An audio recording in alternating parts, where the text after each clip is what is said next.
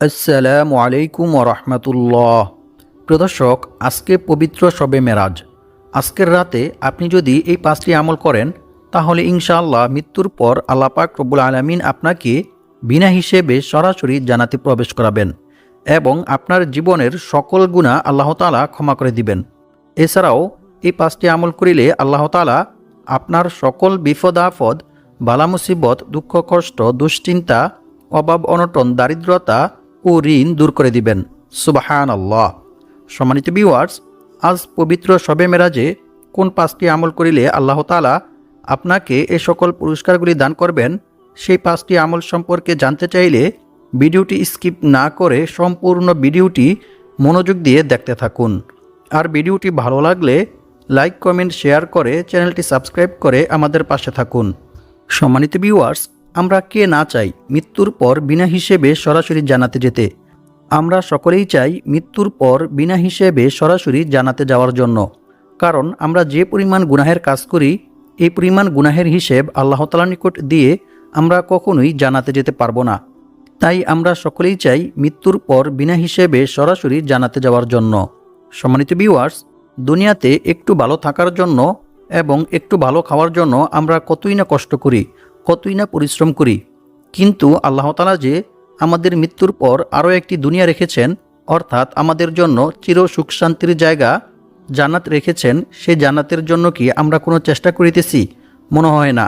আজকের ভিডিওতে আমি আপনাদেরকে এরকম 5টি আমল শিখিয়ে দেব, যে 5টি আমল করিলে আল্লাহ তাআলা আপনাকে মৃত্যুর পর বিনা হিসেবে সরাসরি জান্নাতে প্রবেশ করাবেন এবং আপনার জীবনের সকল গুনাহ আল্লাহ তাআলা ক্ষমা করে দিবেন। এছাড়াও এই আমলগুলো করিলে আল্লাহ তাআলা আপনার সকল বিপদ আপদ, বালা মুসিবত, দুঃখ কষ্ট, দুশ্চিন্তা, পেরেশানি, অভাব অনটন, দারিদ্রতা ও ঋণ দূর করে দিবেন। সুবহানাল্লাহ। তাই আমরা এখন একে একে এই 5টি আমল সম্পর্কে জেনে নেব। সম্মানিত ভিউয়ার্স, আমলগুলোর মধ্য থেকে প্রথমটি হচ্ছে ইস্তেগফার। ইস্তেগফার অনেক মূল্যবান একটি আমল।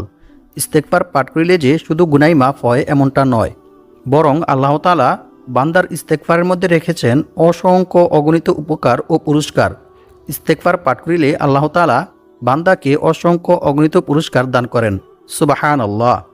স্বয়ং রাসূল সাল্লাল্লাহু আলাইহি ওয়াসাল্লাম নিজে দৈনিক 100 বার তাওবা ইস্তেগফার পাঠ করতেন।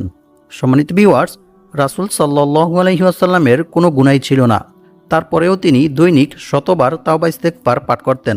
মূলত রাসূল সাল্লাল্লাহু আলাইহি ওয়াসাল্লাম গুনাহ থেকে পবিত্র হওয়ার জন্য তাওবা ইস্তেগফার পাঠ করতেন না, বরং আল্লাহর সাহায্য পাওয়ার জন্য এবং সকল বিপদ আপদ, বালা মুসিবত, দুঃখ কষ্ট, দুশ্চিন্তা, অভাব অনটন, দারিদ্রতা থেকে মুক্তি পাওয়ার জন্য রাসূল সাল্লাল্লাহু আলাইহি ওয়াসাল্লাম বেশি বেশি তাওবা ইস্তেগফার পাঠ করতেন।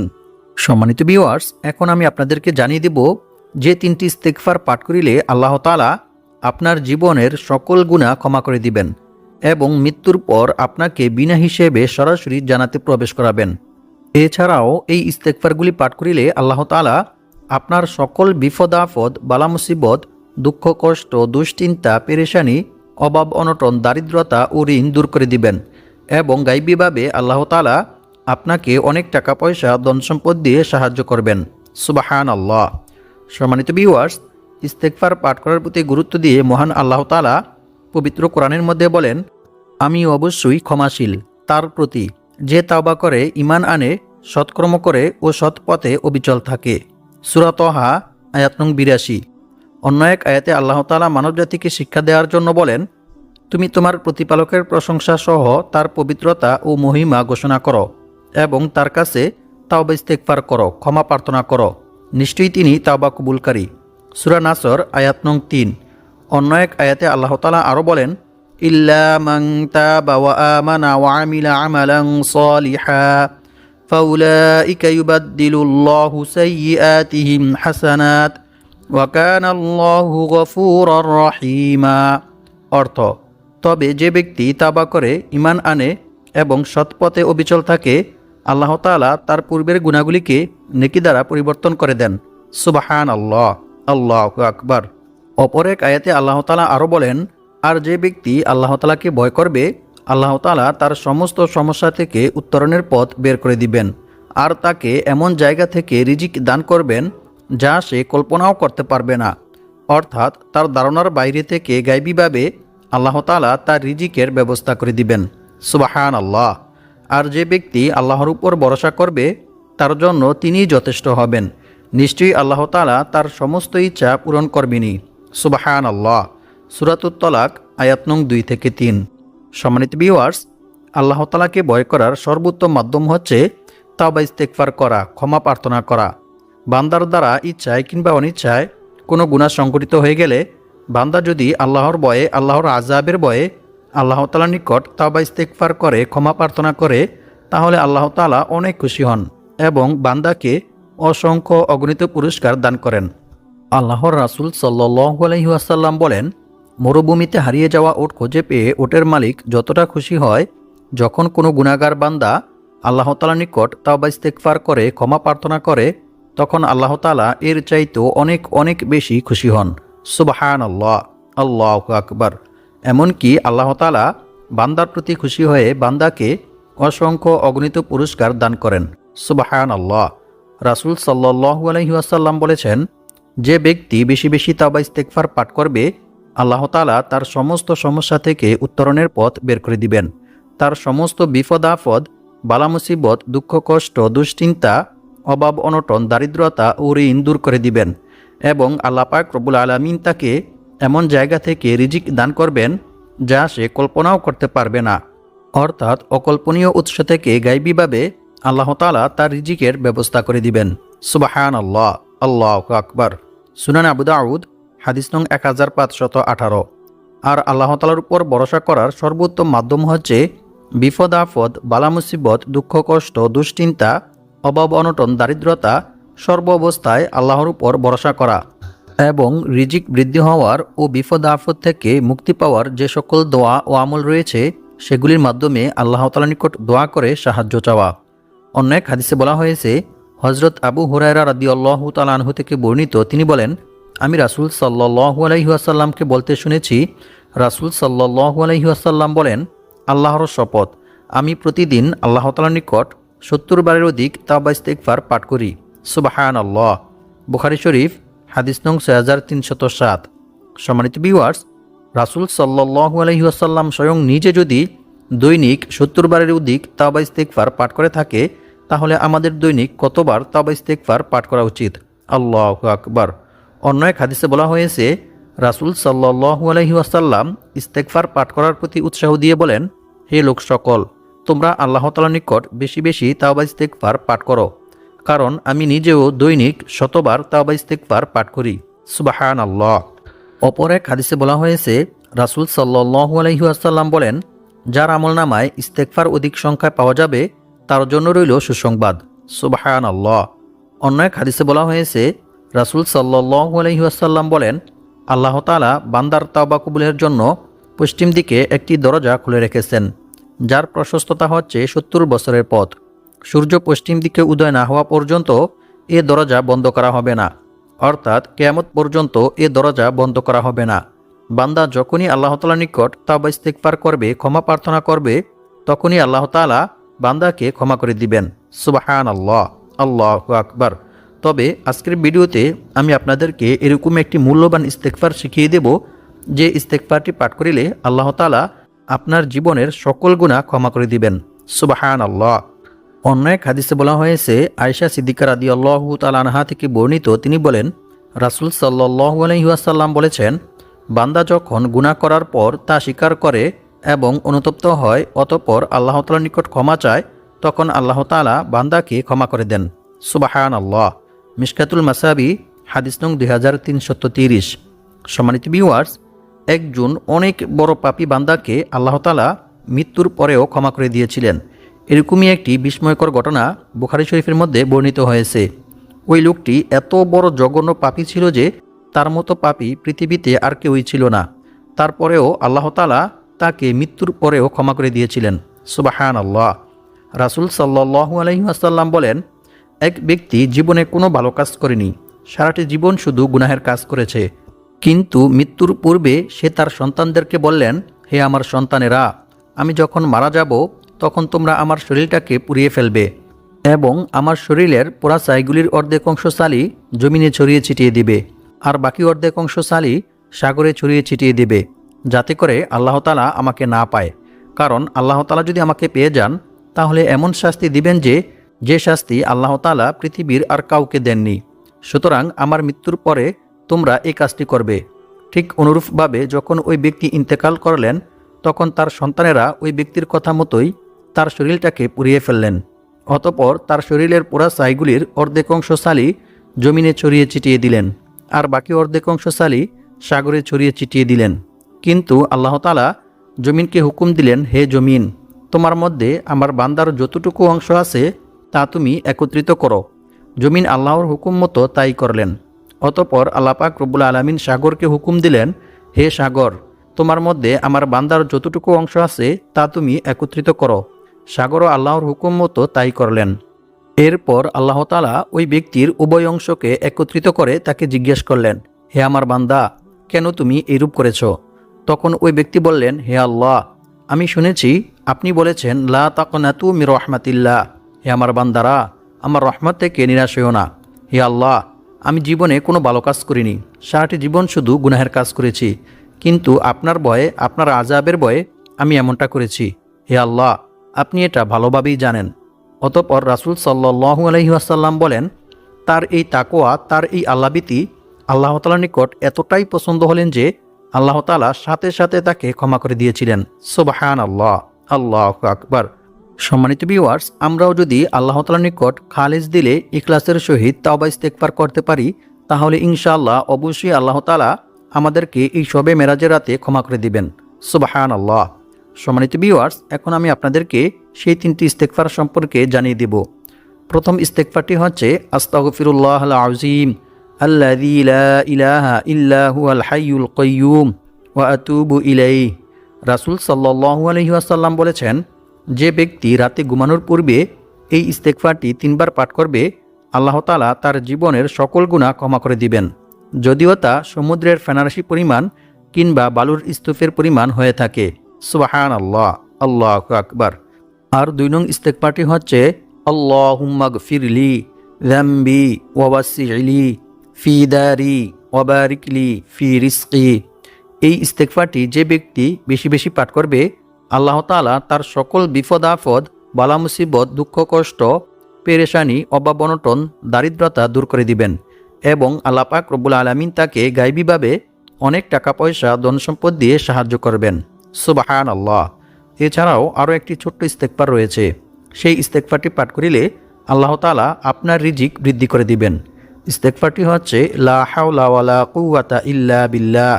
আর 3 নং যে ইস্তেগফারটি রয়েছে, সেই ইস্তেগফারটি পাঠ করিলে আল্লাহ তাআলা আপনাকে মৃত্যুর পর বিনা হিসেবে সরাসরি জান্নাতে প্রবেশ করাবেন। সুবহানাল্লাহ, আল্লাহু আকবার। সম্মানিত ভিউয়ার্স, এই ইস্তেগফারটিকে বলা হয় ইস্তেগফারের রাজা, সবচাইতে সম্মানিত এবং বড় ইস্তেগফার। আল্লাহর রাসূল সাল্লাল্লাহু আলাইহি ওয়াসাল্লাম বলেন, যে ব্যক্তি দৃঢ় বিশ্বাসের সঙ্গে সকালে একবার এই ইস্তেগফারটি পাঠ করবে, সে ব্যক্তি সন্ধ্যা হওয়ার আগে মারা গেলে তাকে জাহান্নাম থেকে মুক্তি দিয়ে জান্নাতে প্রবেশ করানো হবে। আর যে ব্যক্তি সন্ধ্যায় একবার দৃঢ় বিশ্বাসের সঙ্গে এই ইস্তেগফারটি পাঠ করবে, সে ব্যক্তি সকাল হওয়ার আগে মারা গেলে তাকে জাহান্নাম থেকে মুক্তি দিয়ে জান্নাতে প্রবেশ করানো হবে। সুবহানাল্লাহ, আল্লাহু আকবার। ইস্তেগফারটি হচ্ছে আল্লাহুম্মা আনতা রব্বি লা ইলাহা ইল্লা আনতা খলাকতানি ওয়া আনা আবদুকা ওয়া আনা আলা আহদিকা ওয়া ওয়া'দিকা মাস্তাতা'তু আউযু বিকা মিন শাররি মা সানা'তু আবু'ু লাকা বিনি'মাতিকা আলাইয়া ওয়া আবু'ু বিযামবি ফাগফিরলি ফাইন্নাহু লা ইয়াগফিরুয যুনুবা ইল্লা আনতা। সম্মানিত ভিউয়ার্স, শবে মেরাজের রাতের গুরুত্বপূর্ণ 5টি আমলের মধ্য থেকে 2 নং আমলটি হচ্ছে দুরূদ শরীফ। দুরূদ শরীফ পাঠ করিলে আল্লাহ তাআলা আপনাকে অনেক পুরস্কার দান করবেন।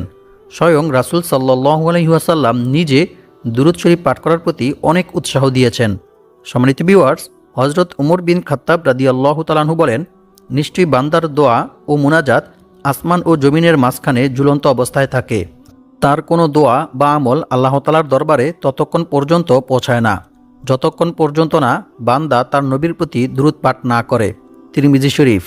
অর্থাৎ রাসূল সাল্লাল্লাহু আলাইহি ওয়াসাল্লামের উপর দুরূদ পাঠ না করা হলে বান্দার কোনো দোয়া বা আমলই আল্লাহ তাআলার দরবারে পৌঁছায় না।